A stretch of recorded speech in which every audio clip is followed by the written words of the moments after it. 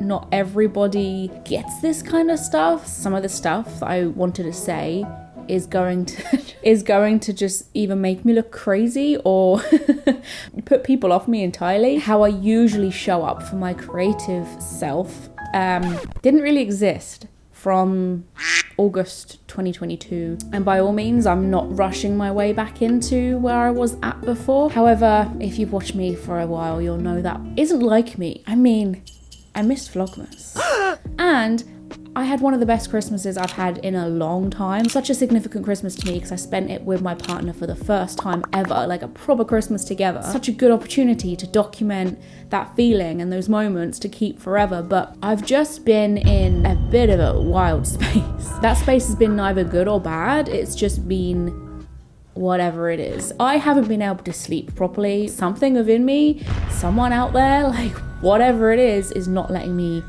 store this information in. I think I'll start with the fact that spiritual awakening is a very whimsical woo-woo terminology to something which is honestly a very straightforward realization of there being more to life than we may have believed so. But in the same way, there being more also somehow means that there is less. That word awakening, I think, comes from like, wow, I have so much more control. Honey, these flowers are really beautiful. But last night I was only human. Because in awakening, you sort of realize you can create whatever it is that you want. You are the author of your life. Prepare to be written! I'm doing it! I'm doing it! Yeah! I think there's been an awful lot of talk on manifestation, the law of attraction, an absolute boom in the Western culture anyway, using these buzzwords, but it's like, what does it actually mean? And though I never went into the process of my own sense of awakening with the idea of being a master manifester or someone who read The Secret and never looked back or liked the aesthetic of witchy culture, yeah, I accept that. Like, I like moons and stars and witch hats and trees and cottagecore, cute concept. I ain't bashing any sides of what it means, I guess, to be more in touch with your spiritual self, but I sort of started to understand like so many aspects to these buzzwords through self-realization and like inner connectiveness to so many parts of myself, my history, my upbringing, my childhood, my beliefs, my habits, identity, my ego. I was just spending weeks, months chipping away at all of these parts of myself and studying them like an archaeologist, digging up all these little parts of the dirt. And to others on the outside, it may look like I was doing a whole lot of nothing, but internally it was a lot of energy and a lot of movement going into parts of myself that hadn't really ever been explored. I think unlocking parts of yourself, like why you do certain things and why you limit yourself in certain ways, and how we can use things such as mirror work and spell work and intuition and tarot and shadow work, dance, self-expression, chakra healing and trauma healing, and in understanding how all of these things have such a big role in how we play out, how our life looks. We can start changing certain things about the way we've always done it, the way that it has very subtly whispered changes into our lives that's led us to where we are today. And it gives us this sense of power, realization of, oh, I can write things differently this time, bring about a life which is more for me, working for me. And that's ultimately what it means, right? To hold a wand. Like, what is it to be a witch? Why are people so obsessed with the idea of witches and spell work and law of attraction these days? The concept of holding a wand, whirling it around and calling upon the elements or whatever it is, goddesses, it's a sense of rewriting your own story, stepping back into your power, which might have been a sense of yourself that you've lost for a long time, particularly if you've come from a place of trauma or mental health struggles or just a lack of interest in life generally. If you're going further than just the aesthetics of being witchy and spiritual, what you're really doing is you're going further into allowing things to become sparkly again, allowing things to have reason again and purpose, and use of technology and the way society runs now. It's forcing us to lose our own sense of power and control. Therefore, that means we lack an awful lot of faith in what's a possibility for us now, not only as like a society, but as individuals. This era we're in now is the least religious era we've ever experienced. And so this modern day spiritual awe, this rise in people wanting to explore this side of themselves, I feel like is this day and age's version of a boom in religion. Wrapping my head around that was quite overwhelming. For me, faith and religion has always been something so far from where I stand. I just felt so far removed from the idea of going to church, putting a figure on a pedestal and living a life depending on what that person dictates and knows is right and knows is wrong.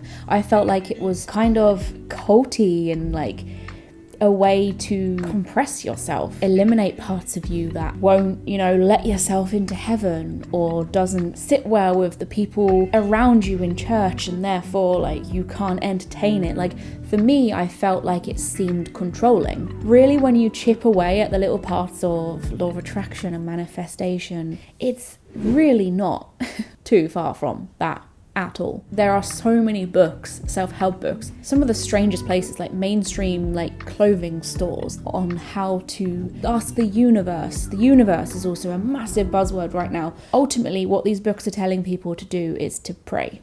It is to ask for, to appreciate what you already have, and to surrender. Realize that if you ask for something, no matter what shape or form it initially arrives in, it's ultimately going to be the thing eventually that we called upon in the first place. There is a very similar sense of sacrifice, believing that there is something really powerful and great which will come from putting down your hands, putting down your sense of control and belief in that you know better. People in church will know that God only knows that. He created us and therefore he knows what's best for us, and we might pray for him to step in and show us what it is that we need to do, or bring something into our life which we might not know at the time is good for us. We know that whatever knocks at our door is meant for us. Spirituality is, and an awakening is, more about finding your sense of control, not putting anyone on a pedestal, just realizing that actually God is a representation of how we're all interconnected and how we're all part of one system, and how we should all become each other's teachers and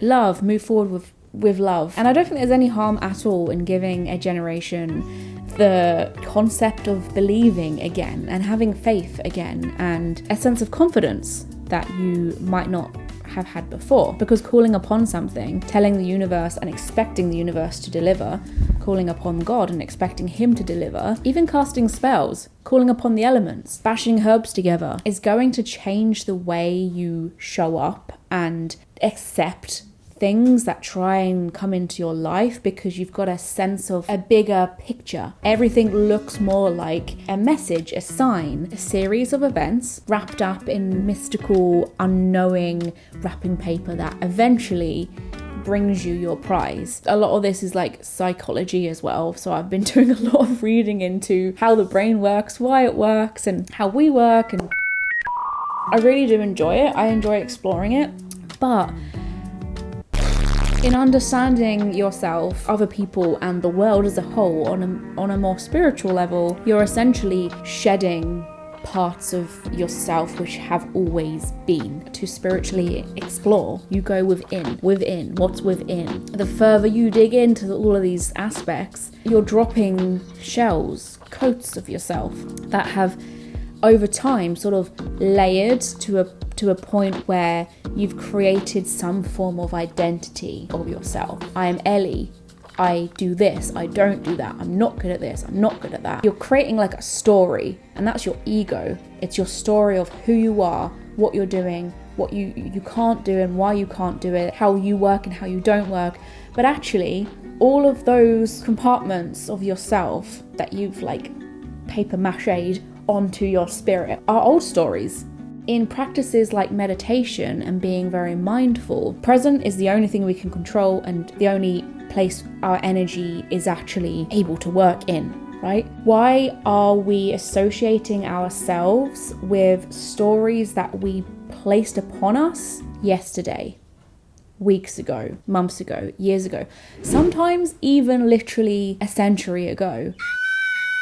Parts of who I believed I was were stories that I had learned about myself, who I was at 10 years old. And that's why a lot of child work comes into play and mirror work and stuff. And going back into our shadowy selves is very kind of time travel-esque in a way, because we've got to work out where it was along the timeline. We've picked up these parts somehow, learn these parts of ourselves and stuck it on us like a badge that's never coming off. I found a lot of power in the present, in that every day has a new offering of ourselves that it is trying to show us. Every day we have the potential to create a new story in terms of who we are and what we are and are not capable of doing. Ultimately, what we end up doing is telling ourselves for years and years that we do like something, we don't like something else, and we're not capable of one thing, 2 things, 3 things, 4 things.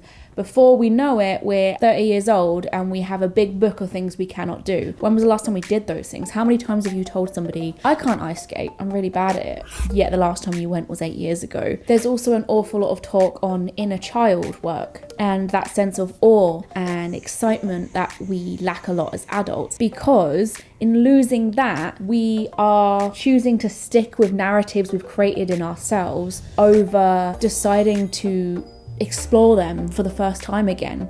Every day we should explore things for the first time again, like a child would, like a child does, and like you did as a kid. Like when you found out crayons were a thing, you grabbed one, you tried to draw a picture and you saw how it looked. When you discovered baking, you just got yourselves mucky and your flour went in your hair. And the concept of fresh eyes and exploring life, your own passions with fresh opportunity again is massively powerful. It is life-changing. It blew my absolute socks off realizing that, because I kind of felt like I was at the beginning of everything again. Confidence is the willingness to try.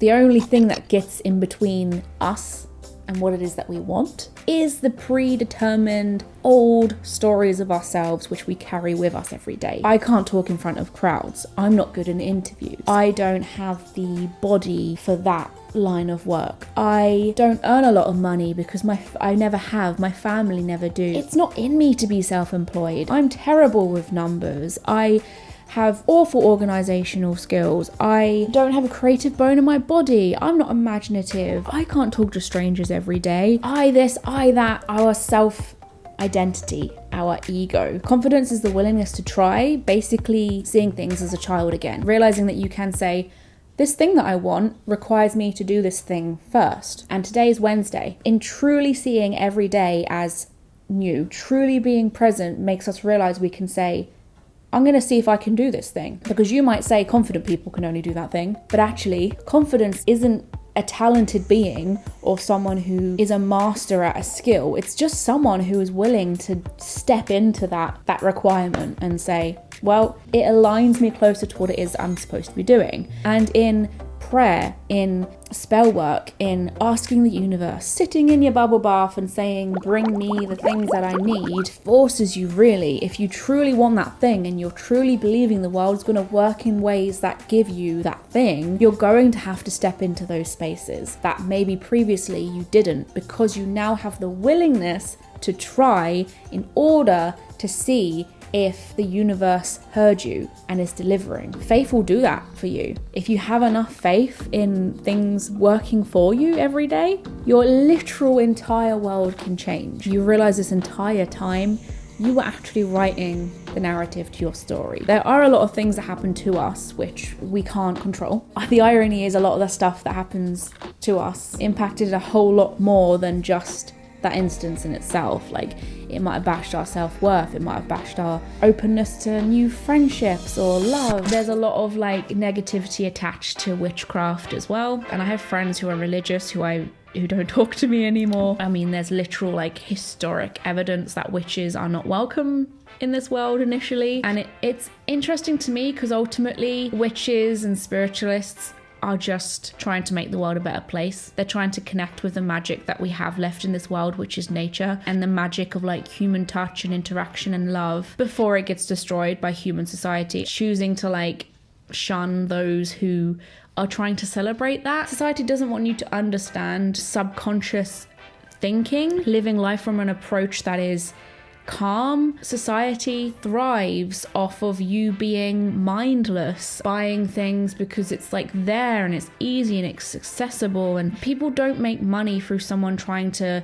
live off the vegetables in their garden. And setting intentions are massively powerful. It can change people's entire world when you just stop and pause for a little moment. It's kind of someone going back to the drawing board of their life and realizing where it is that they need to start from and be a bit more mindful rather than going on autopilot and just living life how they always have done, or what their parents told them to do, or like how society expects them to. I guess my upbringing has a lot to do with why I believe. My mum would take me to Glastonbury, for example, which is an incredible place for anyone within this industry, Arthur Findlay College, even Stonehenge. Feeling the experience and realizing how good it feels to belong in a space where people ultimately just love each other, they love nature, and they bond over those things. They just teach the world how we can be more holistic. I think for some people, turning to something or someone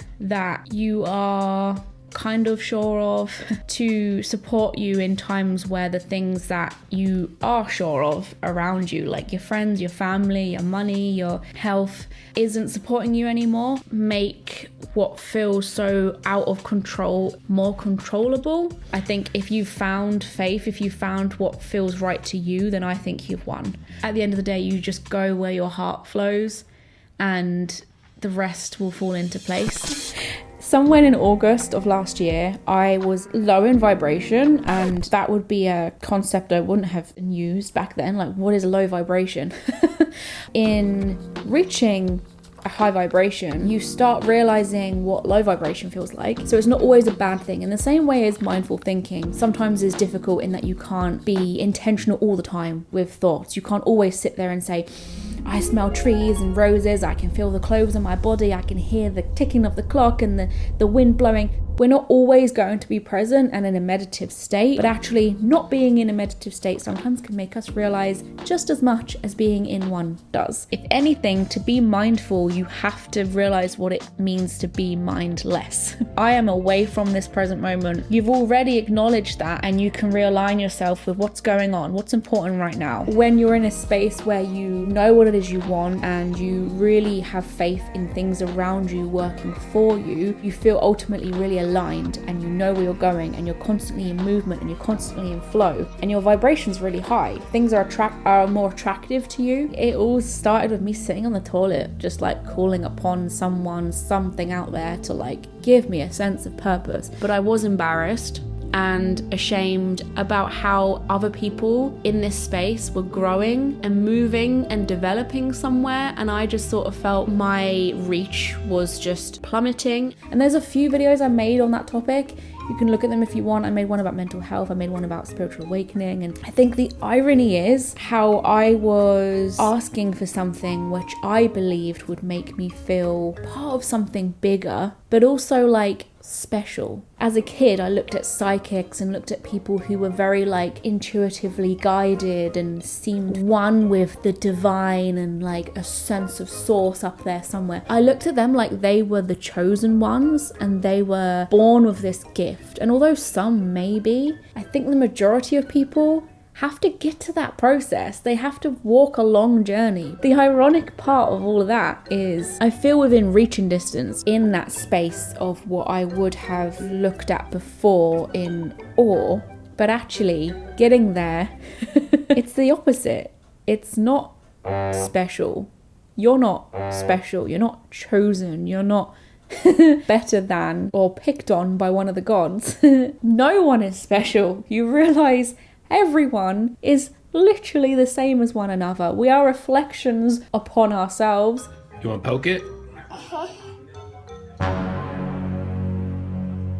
They ask you how you are, you just have to say that you're fine when you're not really fine, but you just can't get into it. There is no greater. We are all creators and we are all equal. So you do, in all this, lose a massive sense of ego, a massive sense of identity. Whatever I've ever stood on as my, well, I am at least greater than these people here, just crumbles. Tags I put on myself, the labels I bashed on me, kind of fell away, melted away, along with everyone else's as well. That's a very powerful part of realizing I'm not special and reaching this spiritual space. We're all kind of just little like vessels, little fleshy coats walking around with a spirit attached to it. Losing a sense of yourself like that is kind of like a death. It does feel like you're grieving a little bit. You're not only having to rediscover yourself every single day, because yesterday's discoveries don't mean anything anymore, or at least they mean a little less. Realizing that ego and self-identity is not as important as maybe you're thinking it was your entire life. You literally grow up being told to make something of yourself, and that like labels are important, and you know, we have our own little CVs of stuff that we are and what makes us great, and then you can look at the more vanity side of things, how we express ourselves in clothes, and you know me with my hair and makeup, and it made social media really overwhelming for me. This isn't me saying like I'm greater than or I'm more special once again, because I literally have a freaking channel on my own identity and who I am. But I was just scrolling through people just taking selfies of themselves, like the same face, different angles. There's a sense of like self-love in that and creativity. Like there's so many people taking pictures of themselves now that you've got to be creative to stand out, right? There is a sense of expression, I think, and there is fun in that, but like there's also a whole lot of like pointless self-importance online, and I'm just like, what is the point? And I think it's funny in that some people go through their spiritual journey because they want to find a purpose and a point, but then actually you do this like 180 in realization of, oh, I realized the point. The point is that there is no point. I mean, there is a point in like connecting to people and teaching each other and like having your own personal mission to like help one another in whatever way is like closest to your passion. But there is so much stuff people just do for sense of like validation in like their ego. To go into your work life after all of these discoveries and realizations, that literally is the direct consequence of your entire ego and identity.